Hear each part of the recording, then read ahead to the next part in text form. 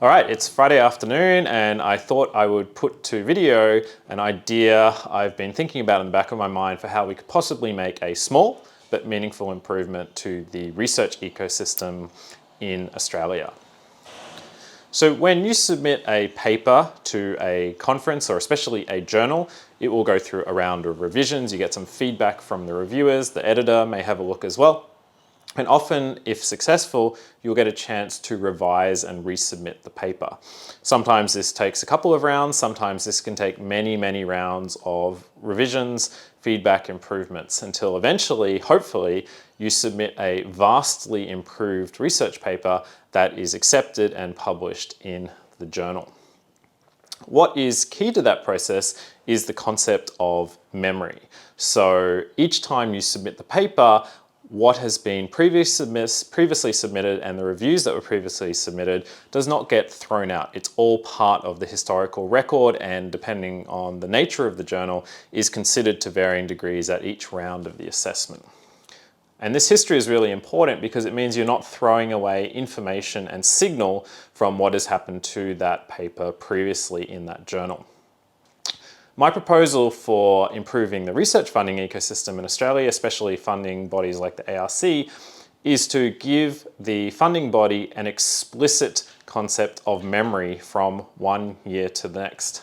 As I understand it, the way that most of the major funding processes in the ARC work from one year to the next is largely independent, and that is why you often get perplexed academics submitting one year, getting amazing reviews, submitting what they genuinely think and someone objectively would think is an improved version the next year, and getting absolutely destroyed. The idea of a memory would be to catch the rare, but I think situations that actually do exist where either an individual or a project idea associated with an individual consistently gets exemplary scores that don't quite get it funded for several years or applications in a row, and to take that into account in considering the merits of whether the grant or proposal should get funded after a certain number of very highly rated tries. Now, nothing is for free, and if you consider it it's a horrible way to think of things, but if you consider it a zero-sum landscape at the moment, what you would be doing here is ensuring that people who submitted consistently extremely highly rated proposals over a sustained period of time got a slight advantage in terms of getting their proposals funded. And that would come at the cost of people who were submitting their grants for the first time. But that cost would be relatively minor. It wouldn't be a situation where if you submit a grant 3 times in a year, by default you get it funded on the 4th year. That just wouldn't work in the current very tight funding ecosystem. But the idea would be for a net to catch those people who have submitted amazing ideas that have just missed out on a very consistent basis. Now, how many people would this affect? That is a good question, and you'd have to look at the data. I would suspect that some people through university schemes like near-miss schemes who submit highly rated unsuccessful proposals do eventually get their proposals submitted, but I bet it's not all of them.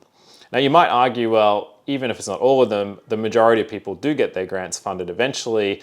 This isn't going to affect very many people. Now, normally the number of people you're affecting is a valid argument to consider, but I think in this case it doesn't have as much weight, because what you would be doing here is making sure a even very small number of individuals with fantastic ideas do not, over a period of multiple years, fall through the cracks of the research funding ecosystem.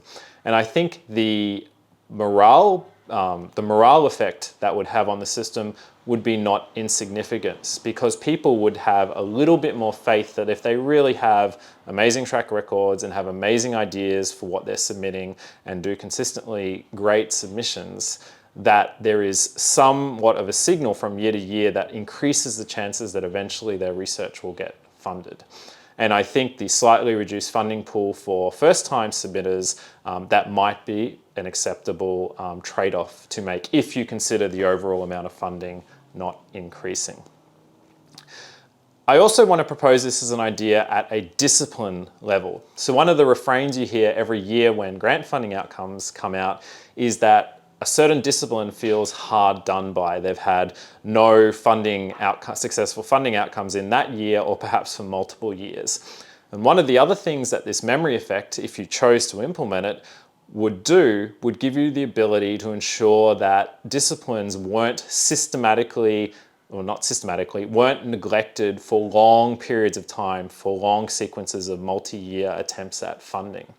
Again, this would be like a little bit of a socialist effect in that super successful disciplines might get their funding reduced slightly, but it would also mean that what people often regard as neglected disciplines would ensure some level of funding over an average period of time, which is not the case in the current system because things are largely independent from year to year. So, a few questions. Would this make any difference, whether it's a positive difference or a negative difference? I suspect you can run some sort of meta-analysis on the existing rounds and work out whether some sort of system to catch consistent, very high-performing near misses would have an effect. We know that this probably would be beneficial at least at an organizational level because universities run schemes like near-miss schemes where they provide a bit of resourcing to individuals who've been very close to getting something funded or over the line but just missed out. And I suspect there'd be statistics there as to whether that investment pays off. I suspect it does, and I suspect if you looked at it countrywide, I suspect you would find examples where academics have year on, year out submitted ever improving versions of the same idea, been very highly ranked, but never got the idea funded. Is this a good thing or a bad thing? Well, that's something for the community to discuss and debate, but I think we could gather some more quantitative evidence of what likely effect it would have in order to inform that debate.